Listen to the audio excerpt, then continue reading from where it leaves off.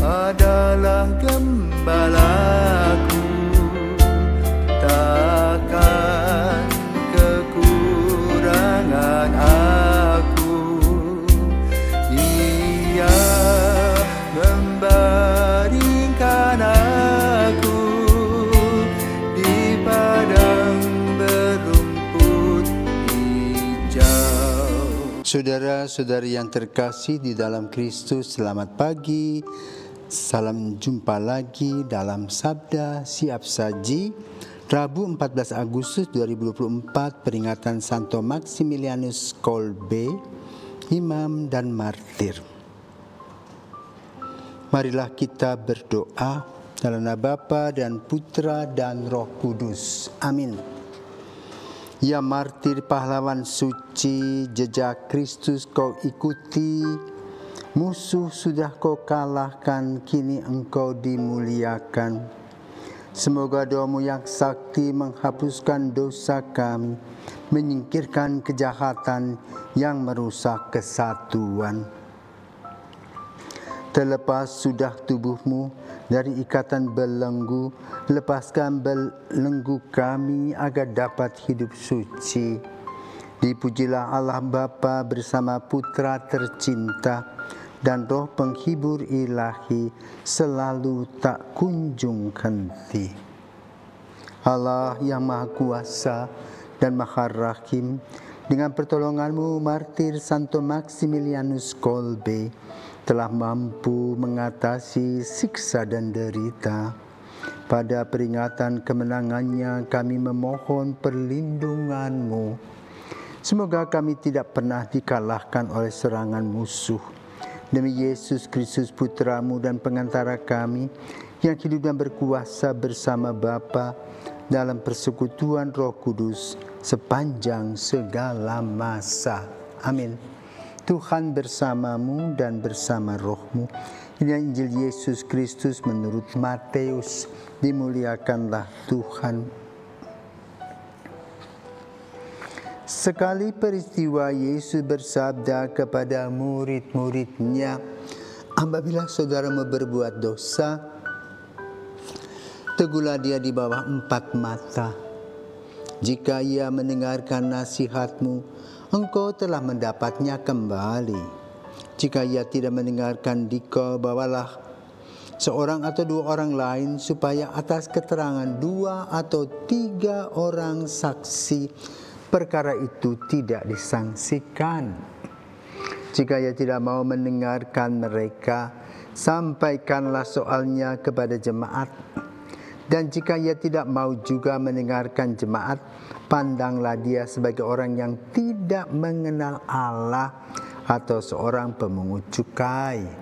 Aku berkata kepadamu, sungguh apa yang kalian ikat di dunia ini akan terikat di surga, dan apa yang kalian lepaskan di dunia ini akan terlepas di surga.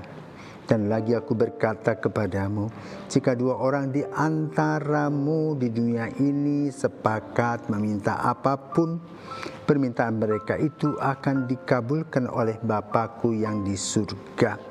Sebab di mana 2 atau 3 orang berkumpul demi nama-Ku, Aku hadir di tengah-tengah mereka. Demikianlah sabda Tuhan, terpujilah Kristus. Saudaraku terkasih, hari ini kita memperingati Santo Maximilian Maria Kolbe yang untuk sementara pada tahun 40-an, ketika Nazi menyerbu kota Immaculata Polandia, maka tertangkaplah pastor bernama Maximilian Maria Kolbe. Lalu Maximilian Kolbe itu dimasukkan kepada tempat kerja paksa di Auschwitz, kamp konsentrasi Jerman.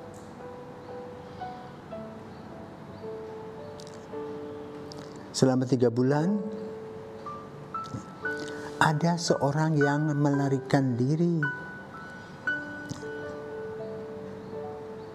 dan orang itu dihukum. Sebelum dihukum, dia terus tidak bisa tidur, ya. Nama orang itu adalah Franciszek Gawonizek. Ya.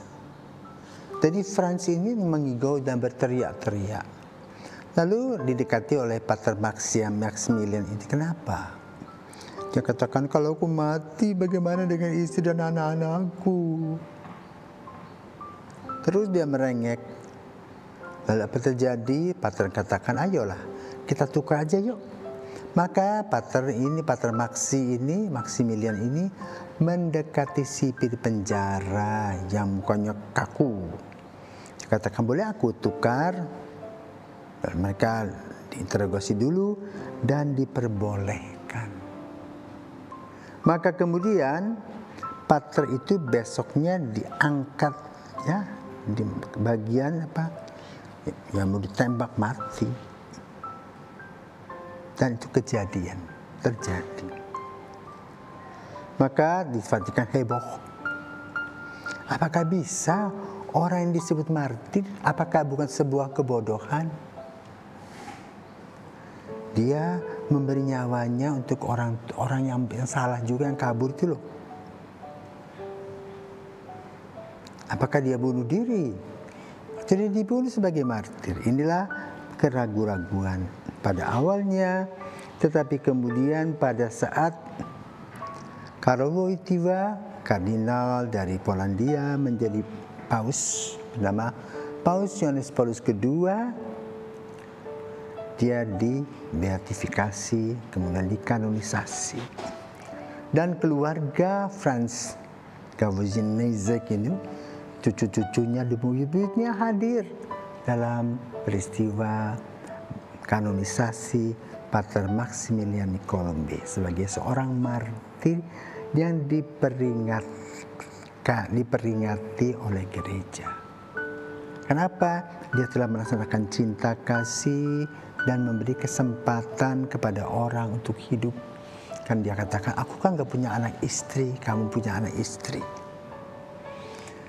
Nah, saudaraku terkasih, Injil hari ini bertentangan dengan apa yang dibuat oleh Pater Maximilian Kolbe. Dalam Injil dibahas tentang kesalahan, di mana orang yang berbuat kesalahan biasanya tidak mau mengaku. Kan seperti pepatah mengatakan, kalau semua maling mengaku, habis, penjara penuh. Maka orang-orang siapapun, ya, pakai baju apapun, manusia ya, kalau bersalah, kalau melenceng, ya bersembunyi-sembunyi. Ya, misalnya 2 orang teman, ya, 2 orang teman, kemudian teman ini dua-duanya menjadi imam misalnya, atau dua-duanya di bapak keluarga.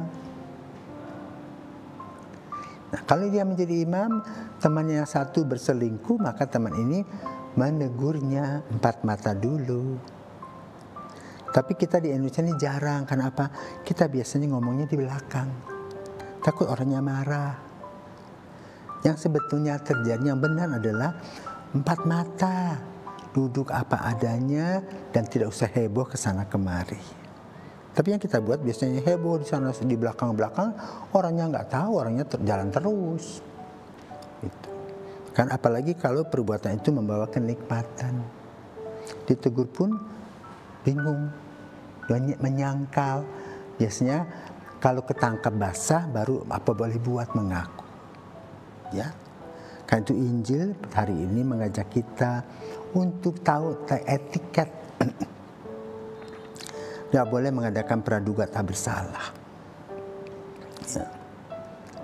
Harus mempunyai praduga tak bersalah, tidak langsung tuding saja orang. Duduk terus terang, kalau dia tidak terus terang, ya apa boleh buat. Tetapi kalau dia terus terang, maka dia kembali ke hidup yang baru secara rohani. Tapi kalau dia tidak kembali, makin gelap dia. Makin terperangkap dengan kenikmatan-kenikmatan duniawi. Demikian pula kalau itu misalnya teman kita, keluarga, diingatkan bahwa hidup keluarga itu ada suami, ada istri, ada anak, tanggung jawab. Jangan dia main selingkuh kemana-mana. Lalu aturannya adalah 4 mata, 6 mata, 8 mata, lalu bermata-mata. Ditegur, didoakan. Kenapa? Baik buruk teman sendiri, kalau bicara memercik muka sendiri, maka perlu didoakan.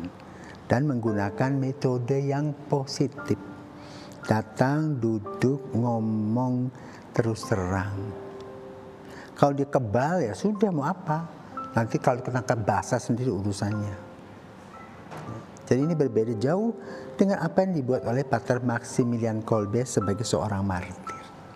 Dan kiranya tentu kita perlu merefleksi diri agar kita mengikuti gaya dan cara hidup Pater Maximilian Kolbe yang rela untuk orang lain. Bukan mempecundangi atau merepotkan, merusak keluarga atau apa. Tetapi betul-betul dia membela keluarga yang boleh katakan akan hancur kalau orang ini, Frans ini, meninggal. Dia mau mengorbankan hidupnya. Untuk apa? Kebahagiaan keluarga. Maka kita pun wajib untuk melaksanakan hal ini. Dengan tahu di mana kita duduk, dari mana kita berdiri, kita tahu siapa diri kita, apa larangan-larangan untuk kita, tahu rambu-rambunya, dan juga bagaimana caranya untuk hidup tetap aman dan nyaman dengan menggunakan pikiran dan sisi positif dalam terang Roh Kudus, bukan dalam terang daging yang disampaikan oleh Paulus itu. Maka kita juga mohon pada Pater Maximilian Kolbe, semoga kita boleh mengikuti teladannya dan tidak mengikuti apa yang ditegur oleh Injil bagi kehidupan kita. Selamat pagi, Tuhan memberkati.